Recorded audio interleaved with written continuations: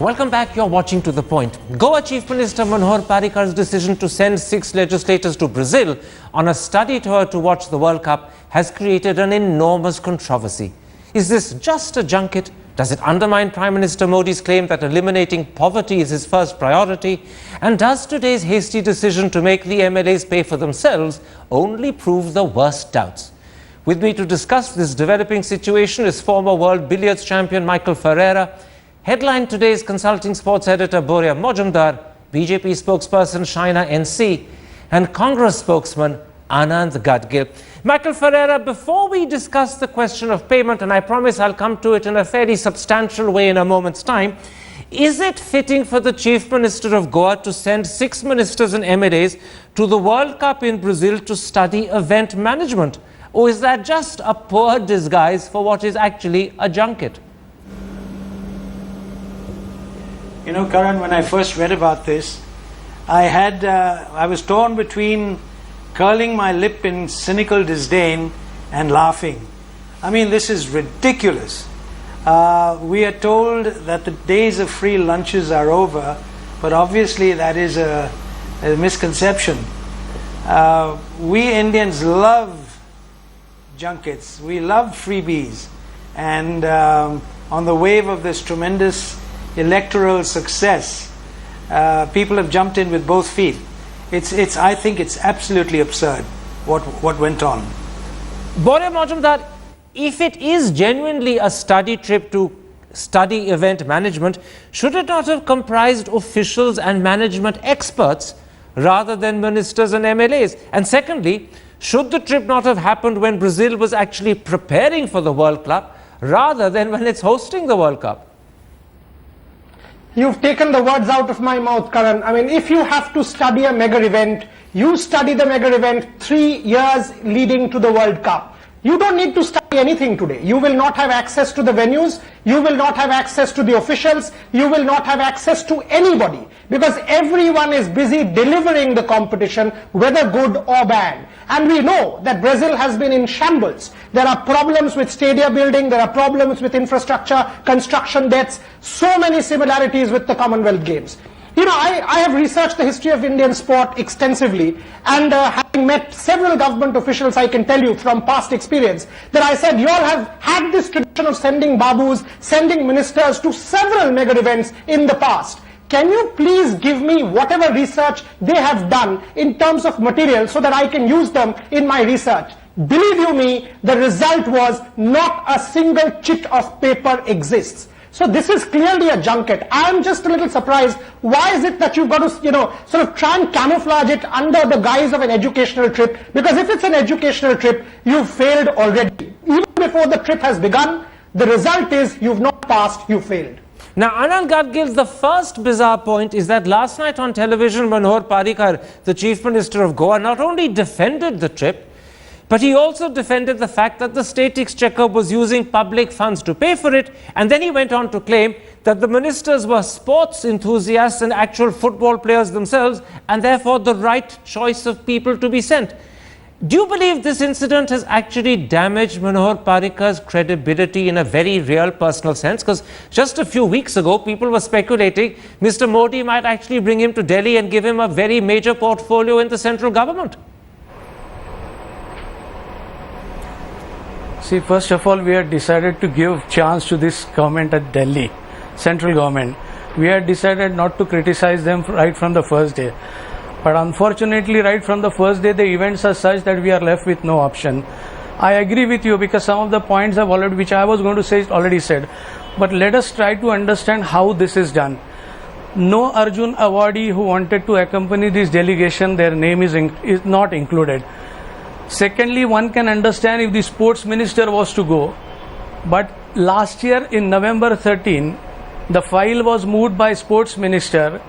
The power minister approved the file, but with a rider with a condition that, the fisheries minister also should be there. Something like that I have been told from the Goa people.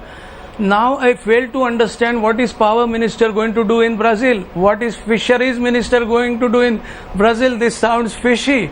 Secondly, when there was a UN cry from the people, from the media, now they are talking about that they are going to spend from their own pockets. So all this what has happened clearly indicates, that this is just they are going to have a nice time, and because of the criticism they have now withdrawn and they are going to say that we are going to pay from our own pockets. Okay. China The total events, the total planning almost is going on for 3 months. So that clearly indicates this is not been done from the spur of the moment. Just a moment. China NC, the second bizarre thing is that the Delhi government and the Prime Minister have kept completely silent. After the enormous stress that Mr. Modi put in his eloquent Lok Sabha maiden speech on poverty, on eliminating poverty, on how the poor have the first claim on development, and also after the enormous stress he put on moving India's image away from scam India to skill India, is it not a bit surprising that he's completely silent about this junket? Because this junket seems to undermine his own personal views. Please give me a minute to respond without any interruption, because I have silently listened to this entire false propaganda. Please do understand, Karanji, that football is the state sport in Goa. When they had Yusufania in Goa, they were invited. Brazil invited all the Portuguese so-called provinces, countries, people who were speaking or who had any allegiance to the sport to Brazil. However, please do understand that before casting aspersions on a person like Manohar Parikkar, one needs to do a reality check and a fact-finding check. You were talking about ministries like the fisheries minister and the power minister. Why is he going? Please realize they are former football players themselves and football players of repute. Out of a delegation of 6 people, 3 of them are serious football players and enthusiasts. One is a minister, one is an MLA, and isn't it the prerogative of the state government, if it wants to check on international infrastructure? In 2017, Goa proposes to hold the Under-17 World Cup in Goa itself. Now, if you want to have a huge festival of this caliber, this is not just about sports, this is about sports and tourism. This is China about NC, getting yourself exposed to the world. I want to interrupt. See what 1 minute the is over. Facilities are. I timed you. 1 minute is over. You say that in fact 3 of the ministers are football players, no doubt. But remember, they are going to study event management. Ministers and football players are not very good at organizing events. Events are organized by professionals. If you want to study event management because you hope to, by the way, hope to hold the Under-17 World Cup 3 years down the road, then you need to send professionals, not football players and not politicians. How do you answer that? A quick answer now. The people who are organizing the event are part of the administration in Goa as well as the political class, which includes the ministers. If you want to have a state-of-the-art World Cup in Goa of people below 17 and promote the sport, what is wrong in exposing yourselves to the international fraternity and to see how they conduct it in Brazil, especially when you're invited? The only problem is when you say exposing yourselves, you mean exposing your ministers. And by the way, you may have used the wrong word expose, because expose them you definitely have. All right, I take your word for it. Let me move on. Let me now come to the question of payment, because I think that's the second critical. I gave you more than a minute and a half, China NC. You can't dominate the show. Let's now come to the critical question of payment. The MLAs, Michael Ferreira, now say they will pay for themselves. Do you believe they've been shamed into this position by the press and public opinion? Or do you think there's been a sort of change of goodwill and heart on their part? No, that's a load of rubbish. They've been shamed into it, and with the new government, speed of decision making is now the mantra. But the speed of this decision is absolutely breathtaking. Less than 24 hours after they got a shellacking from the media, they've done this U-turn. But the most important thing, or the more important thing, is it genuine? And I think the demands for a step-by-step account of where the money came from and how it was spent is very important. I made some back-of-the-envelope calculations. Assuming these gentlemen travel economy, The cost of an economy ticket is 1.5 lakhs roughly. Today, in the surcharged atmosphere of the World Cup, the living expenses in a decent place, I don't expect them to stay in a dharamshala, would be about 30,000 rupees a day. If they are abroad for 10 days, that's 3 lakhs, plus 1 lakh 50 for the fare, 4 lakhs 50. What's happening to the other 10 lakhs 50? What is that for? I know that Brazil offers a smorgasbord of delights for those who are interested, but 10 lakhs 50? I think that's a bit rich. Yeah. Let me just explain for the audience. When you say 10 lakhs 50, what you've done is you've taken the 89 lakhs figure, divided it by 6, and that comes to roughly 14.5 lakhs per person. 4.5 you accounted for, 10 remains unaccounted, and the question you're raising is, what did these guys intend to do with the 10 lakhs that couldn't have been spent either on the airfare or on staying or on food? It's a wonderful question. I wish one of them was there to tell us. It might even be truly educational. But Bore Majumdar, let's come back to this issue of payment. Doesn't the fact that these MLAs and ministers have now decided to pay for themselves actually prove what everyone was arguing last night, that it was completely wrong for the state to have even thought of paying for them? Their change of heart actually proves that their original decision to take state money was a terrible, terrible mistake. You know, if they were so confident of the reason behind the trip, they should have just held ground. They should have said, as Shaina Imse was saying, that if it's an educational trip, they're going to learn, they will implement it 3 years down the line. They should have just held ground and said, yes, it will be state expenditure because ultimately it will come to state use. The fact that this change of heart has occurred 24 hours makes us all suspect that there is a problem here. I will raise 3 straight questions in response to what was said earlier. One, you know, I've studied the world's best practices model for sport for 20 years, and I can tell you, if you have to learn event management and then implement it, you learn either before or after. You go after. That's what every sporting establishment or country does. For example, after Beijing, the London experts went to Beijing. After London, the Rio experts went to London. If you want to know what happened in Brazil and what's wrong, you go after the World Cup. Because at this point in time, you will not even have accreditation to go inside the venues to find out what is good and what is bad. Point number 2, if maybe that the Brazilians have invited them, sure, please go, but go at a time when it will be beneficial for India leading up to the Under-17 World Cup, because the 2 developing countries have a lot of similarity. And finally, don't go during the World Cup, because during the World Cup, the world's best practices model will not even be evident to you, because it's all a carnival. After the World Cup, the real problems would have been exposed to all these ministers. So to say that this is actually an educational trip is complete rubbish. Anand Gadgil, I'm going to go back once again to that critical question of cost. The overall cost for the 6 MPs, MLAs and ministers is 89 lakhs. As I said a moment ago, that breaks down to roughly 14.5 lakhs per person.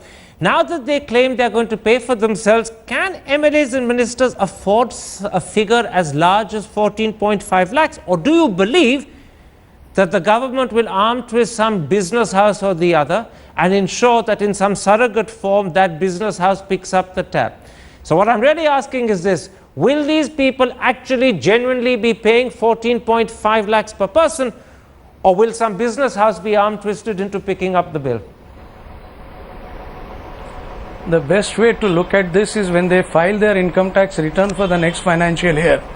We can see whether they have included this amount, 14 lakhs or whatever they spend, in their income tax return. If it is not included, then that clearly indicates that the amount has come from some other sources. One more point I am getting that, because I, as a professional architect, my projects are going on in Goa. I keep visiting Goa. If you have to plan such a big event, what they are talking about of 2017, there is no single architect in the delegation, there is no single structural engineer in the delegation, there is no logistic planner in the delegation, there is no total management expert, what we call as a project management. None of the technical person is accompanying or going to accompany this delegation. And in spite of the fact, as my friend Shaina Imse said, that they are ex-football players, the issue is if they are going to watch the match or they want to study. If they wanted to plan or learn how they plan, they should have gone 3 months, 6 months, 9 months behind. And the schedule from my information in Goa is the stadiums or whatever other infrastructures being created in Goa is much behind schedule and it's not even complete. All right, but so they could have, before starting 3 years back, 4 years ago, sent a delegation. It was their government.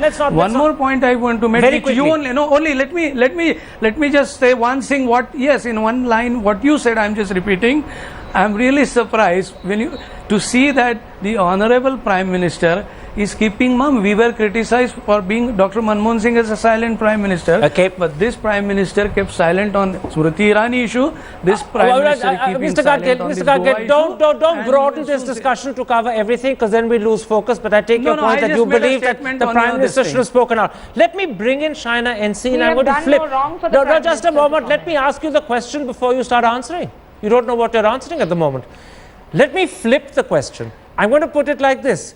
Now that the MLAs are paying for themselves, is this still a study tour? And if it is still a study tour, are they now going to be doing the government of Goa a favor by paying for themselves, so that the government of Goa gets a free study tour? Is that now the situation? Karanji, let me please first specify that anybody who knows Manohar Parikkar and his reputation precedes it, they will know about his credibility and his thought process. We as an electorate of Goa have voted him in. One second, it is the judgment. It is the Chief Minister's judgment is a more important one at the moment. Answer my question, and it's a pointed question. Well, now, whatever the MLAs do, now, if the MLAs and the ministers are paying for themselves, I don't think this question arises in the first place. I'll tell you why it does. But we clearly believe that if there is something called international infrastructure, no, forgive me, I'm interrupting you. Brought back I'll tell you why it's a critical question, because if this is still a study tour, despite the fact the MLAs and ministers are paying for themselves, then when they come back, they will either be giving free event management advice to the government of Goa, or at that point, the government of Goa may choose to pay them for the advice it's receiving, and that might be a surrogate way of recompensing them for the money they've spent. That's why it's a critical question. Will they be giving free advice, or will they charge for the advice they give and get back what they've spent? So obviously you're questioning the integrity of the MLAs, and you're questioning the integrity of the Chief Minister. Oh, without doubt, absolutely. I think that is absolutely unfair. The whole country is questioning their integrity, not just me. To choose. No, but we have bestowed on him the faith that he can have his own judgment as to what he would choose to use expenses on and what not. Oh no, I'm afraid you're wrong there. The sport of Chief football, Ministers are not free to spend public money as they think fit. I don't think if the MLAs, Karanji, are spending on their own, it's a full stop then and there. This question doesn't go forward. Well, if they go to Brazil for the love of football, it's a full stop there and then, but you are a party spokesman. Others will disagree. Let me bring the others in. The international infrastructure and bring it back to Goa. Right. I think it's welcome. And they are doing the home state a service. Let me bring in Michael Ferreira. Offering their services and not taking any money from the state Ferreira, government. I want to bring you in on this very critical, important question. And I want to repeat it for the sake of the audience, and it's simply this: if these MPs and MLAs are now paying for themselves, is it still a study tour? Will they still be advising the government on event management? And if they are, will the government of Goa take that advice for free, or will the government then pay them for the advice and thus recompense them for the 89 lakhs they've spent? And therefore what I'm really suggesting is this: have we got to the bottom of this murky story, or is there still more dirt to be unearthed? I still think there's a lot of dirt to be unearthed. I have a lot of respect for Shaina NC, but I think in this particular case, she's way out of line. It is unfortunate that the entire substratum, or the platform on which these gentlemen were supposed to be going to the World Cup, has changed overnight, just like that. Is it a study tour or is it not? And if, as Shaina NC says, it is now no longer a study tour, then what exactly is the purpose of their going? Well, I suspect they're going to see football. It is the love of sport and to bring back football to Goa. and make it a sport of international repute in the country. Come on, let's be real. In which case, why don't the Modi government send some people to Wimbledon in July? You view everything with very jaundiced eyes. So if you've decided, then I don't think there's any sense in asking Boria me further. Majumdar's hand going up. The love of the sport, it's about encouraging all these 12 countries which speak Portuguese to come back and play in India. I think it's something that we need to support, not just from the point of view of sport, but from the point of view of tourism as well. India has the capacity to encourage 12 countries that speak Portuguese without having to send ministers to the World Cup to do so. I don't think these 6 MLAs will be shaking hands with every Portuguese speaker to say, by the way, boys, there's very nice food in Goa, please come there. An invitation sent formally would be sufficient. Why do you lack confidence in India's ability to attract people from any part of the Luso-speaking world without having to send ministers to do it? Ministers actually might put people off. Some Indian ministers are not that inviting. But very quickly, Moria, you're raising your hand. I want to put this to you. It's the same question I put to Michael Ferreira. Do you get the feeling that we haven't got to the bottom of this horrible barrel? I don't think we have, Karan. And, actually the fact that this change of heart has occurred has thrown a real spanner in the wings. I've got the greatest respect for Shaina, but the fact is, I think she's trying to defend what cannot be defended. 3 simple questions. If it's an educational tour, what will they study? Will they study infrastructure? They will not have access to infrastructure. Number 2. Will they study stadia building and how an event is staged in terms of the world's best practices model? They will not have access to a single official in the month of the World Cup. Number 2. Will they study what the teething problems that Brazil faced in terms of, how to balance and the protests leading up because of the problems in the spheres of education, in the sphere of health, and the 11.5 billion USD that has been spent on the World Cup? They will have to meet a series of government officials. They will not have access to a series of government officials or organizers. So if it is an educational tour, and as she says, they will bring back expertise, can you tell me what they will study? 1, 2, 3? Because all of the 1, 2, 3, they will not have access to during the World Cup. I'm not going to be able to give Shaina NC to answer it, but I would echo what at least 2 of my guests have said, that we all have the greatest respect for her. And today in particular, I want to underline, so do I, because it's not an easy day on which to want to be a spokesman of the BJP defending what everyone considers the indefensible. She did it very sportingly. She did it very bravely, even if she may not have done it very convincingly. But my thanks to all 4 of my guests for joining me, and a particular thanks to Shaina NC. And there we end this particular episode. We're going to take a weekend break. See you on Monday. Till then, goodbye, good night.